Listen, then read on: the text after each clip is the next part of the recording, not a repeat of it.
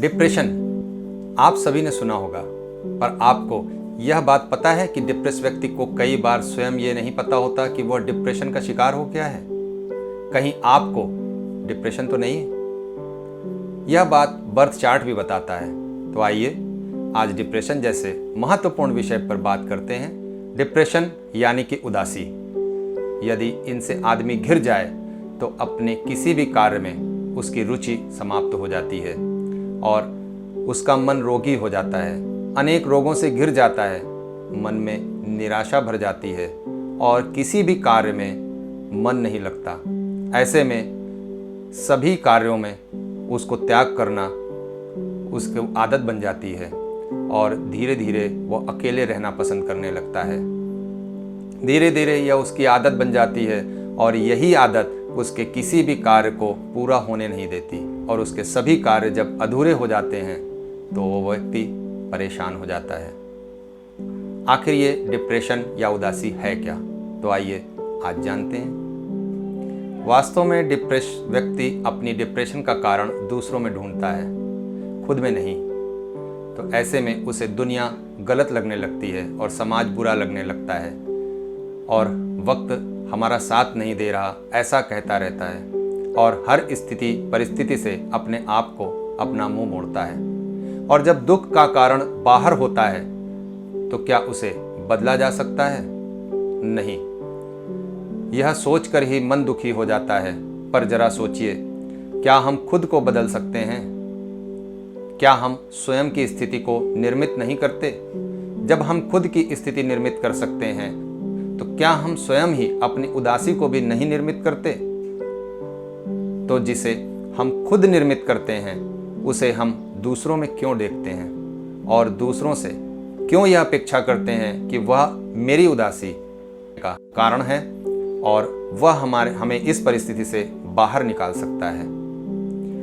जबकि सच्चाई तो यह है कि उदासी भी मेरी, मन भी मेरा, इसलिए अपने द्वारा निर्मित स्थिति और परिस्थिति को समझना ही डिप्रेशन से निकलने का एकमात्र रास्ता है।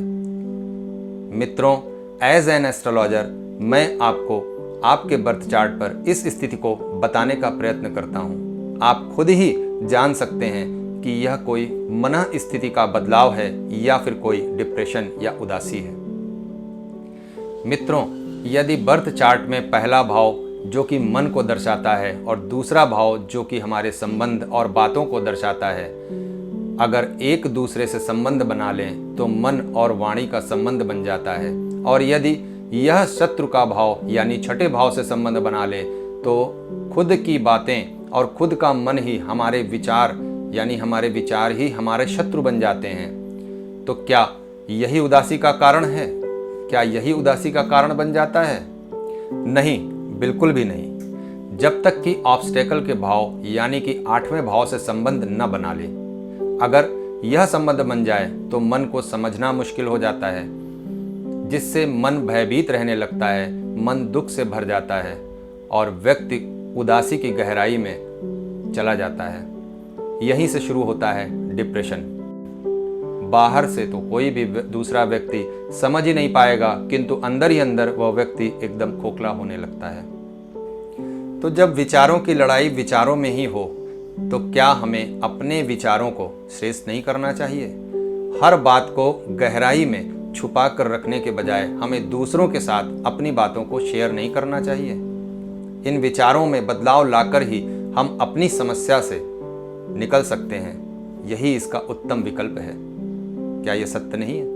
मित्रों, बर्थ चार्ट में आप भी अपने 5वें और 9वें भाव को बल दे करके इस समस्या से आसानी से निकल सकते हैं।